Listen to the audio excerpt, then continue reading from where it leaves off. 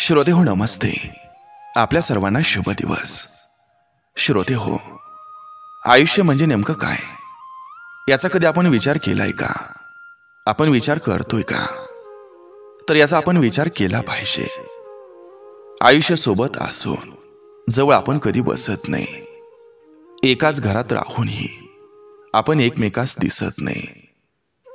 हरवलाय तो आपापसातला जिव्हाळ्याचा संवाद.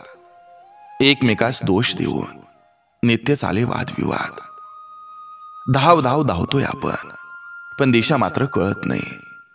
हृदयाचं पाऊल कधी हृदयाकडे वळत नाही. इतकं जगून झालंय, पण जगायलाच वेळ नाही. जगतो आहोत कशासाठी, काहीच कसला मिळे नाही. एक क्षण येईल आणि घेऊन जाईल. हा श्वास अर्ध्यावरच थांबलेला असेल जीवन प्रवास. अजूनही वेळ आहे, म्हणून थोडं तरी जगून घ्या. सुंदर अशा जगण्याला डोळे भरून बघून घ्या. श्रोते हो, हेच आपलं आयुष्य आहे. आयुष्यामध्ये आनंद आपण घेतला पाहिजे. आयुष्याकडे सकारात्मक दृष्टीनं बघितलं पाहिजे. नक्की विचार करा. चला, आजही आपल्यासाठी सुंदर विचारांची ही शिदोरी, ही मालिका अशीच पुढे घेऊन आलोय. चला, करूया सुरुवात सुंदर विचारांना, सुंदर सुविचारांना. आपल्याला त्रास देणारे हे परके जरी असले तरी आपली मजा बघणारे हे आपलेच असतात. आणि हीच खरी शोकांतिका असते. ओंजळीत जेवढं मावतं त्यापेक्षा जास्त भरण्याचा प्रयत्न केला तर ते सांडत असतं.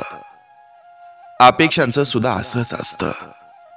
कोणाकडून जास्तीच्या ठेवल्या की सांडायला लागतात.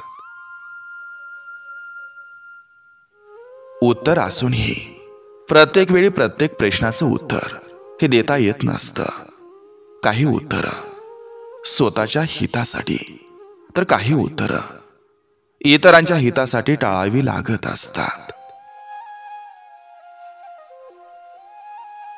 लोक तुमच्यावर जर जळत असतील तर त्यांचा जास्त विचार करू नका. ते अजून कसे जळतील याचा विचार करा. मारलेलं टोमणं हे समजूनही न समजल्याचा आव आणणे ही फार मोठी कला आहे. ती कला अवगत करा. जास्त फडफडू नका. एक दिवस त्यांची पण गरज पडते, ज्यांना आपण आपल्यापेक्षा कमी समजत असतो.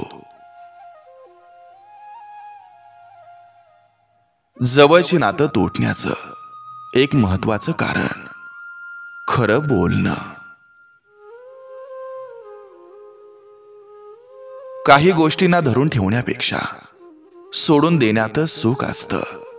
आणि हे सुख आपल्याला कालांतरानं कळत असतं. कोणतीही गोष्ट जोपर्यंत स्वतः सोबत घडत नाही तोपर्यंत आपल्याला ती मस्करीच वाटत असते. वाईट वेळी सांभाळणारं जर कोणी नसेल तर समजून जायचं, माणसं ओळखायला आपण चुकलो आहोत. दुसऱ्याचं वाईट चिंतन कराल तर सर्वात आधी तुमच्या सोबत वाईट होईल. हे सत्य आहे आणि हीच नीती आहे. कुठल्याही व्यक्तीला मनवण्याआधी हे नक्की बघा की ती व्यक्ती तुमच्यावर नाराज आहे की तुम्हाला कंटाळलेली आहे. आपल्या सोबत असणारी प्रत्येक व्यक्ती ही आपली नसते. त्यामुळे डोळं झाकून कोणावरही कधीच विश्वास ठेवू नका. दुसऱ्याची प्रगती पाहण्याची ताकद ही कायम ठेवा. सुख तुमच्या दारात उभं असेल. आयुष्यात किती मोठे झाले तरी छोट्यांना कधी विसरू नका, कारण जिथं सुईचं काम असतं तिथं तलवार चालत नसते.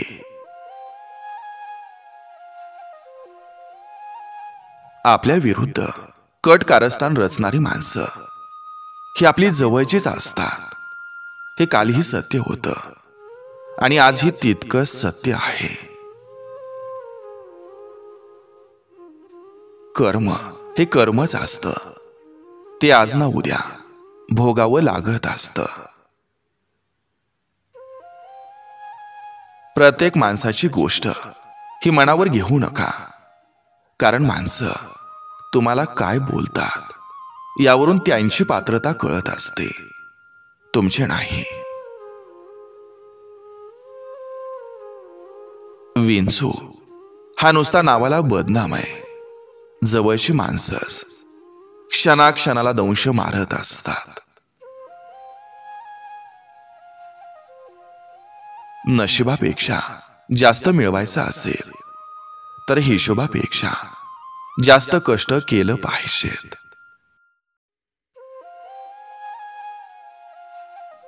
दुसऱ्याचं वाईट करून आपलं चांगलं होईल अशी जर तुम्ही अपेक्षा ठेवत असाल तर तुम्ही निर्लज्जपणाचा कळस गाठलेला आहे. आपण लोकांसाठी करत असलेल्या गोष्टी तोपर्यंत त्यांच्या लक्षात येत नाही जोपर्यंत आपण त्या गोष्टी करणं थांबवत नाही.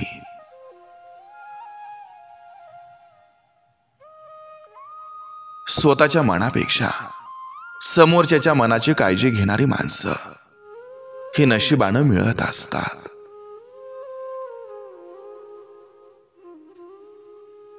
काही माणसं ही आपली वाटतात, पण कालांतराने समजतं माणसं तर आपली आहेत, पण दोन तोंडी आहेत. देव बनून राहणं हे सोपं नाही. अपेक्षा पूर्ण झाल्या नाहीत की लोक त्याला सुद्धा वाईट टाकत असतात.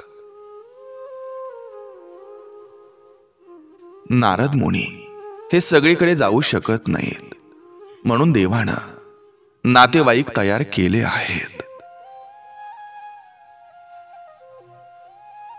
समाजामध्ये मूर्खांना किंमत असल्यामुळं सज्जनांना त्रास होतो.